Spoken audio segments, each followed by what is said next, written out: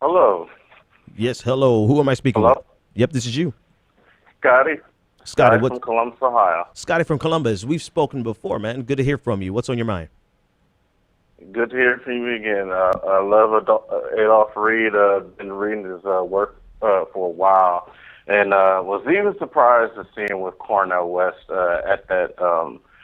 It was at some forum that he had because they were both supporting Bernie Sanders. So his um, outlook on identity politics is spot on. I've seen this play out.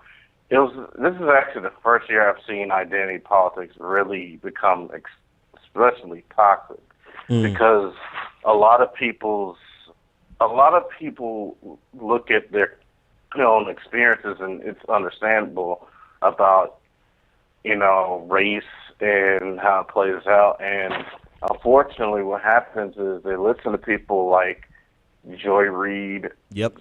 John Lewis. They listen to certain celebrities who they admire and respect, and they are not necessarily receptive to the class politics. And part of that is because they're distrust of white liberals, which is understandable at certain points. But also, but Yeah. also it kind of, it would also it kind of it gets used as a detriment because I remember, and I know how you feel about how Bernie Sanders, the whole issue with Black Lives Matter, Yeah. but and this is where you said, I remember you said that this is why people hate the left. I remember Angela Davis speaking about how Bernie didn't use the right pronouns Yeah. about Yep. gender, whatnot, and Yep. it gets to a point where it's just like people, like working class people, don't necessarily take you seriously, Yeah. Yeah. and it gets to the point where It's it almost gets seen as frustrating to watch. ridiculousness. Yeah. Yeah.